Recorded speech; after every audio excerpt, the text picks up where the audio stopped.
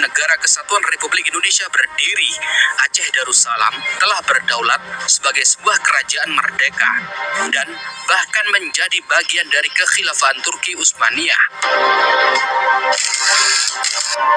Hal ini sungguh-sungguh disadari oleh Soekarno, sehingga Soekarno mengajak dan membujuk Muslim Aceh untuk mau bergabung dengan rakyat Indonesia guna melawan penjajahan Belanda. Serta ditambah kesempatan bagi penduduk di sana untuk ikut campur mengambil bagian di dalam pemerintahan.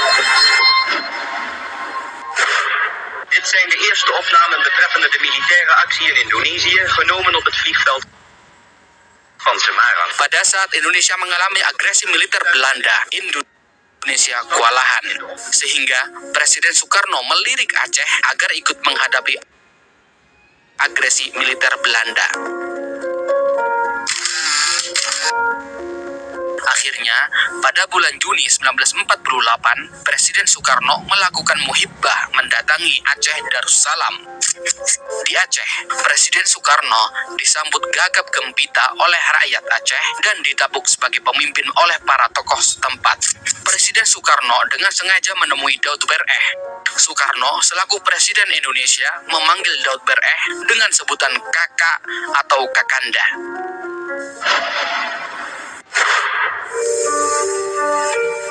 Dalam sebuah pertemuan dengan Tengku Daud Bereh, Soekarno berharap agar tokoh terkemuka Aceh itu mengajak rakyatnya dalam perjuangan melawan Belanda.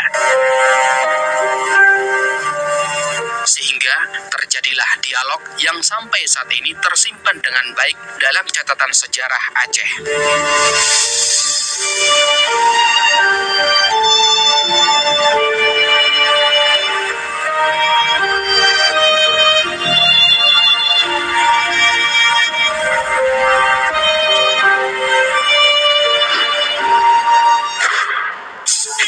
Soekarno-Hatta ke Aceh datang, mohon bantuan untuk bangun negara. Dalam buku kisah kembalinya Tengku Muhammad Daud Bereh ke Pengakuan Republik Indonesia, karya Muhammad Nur El Ibrahimi, menceritakan pertemuan antara Daud Bereh dan Presiden Soekarno. Inilah dialog Presiden Soekarno dengan Tengku Daud Bereh.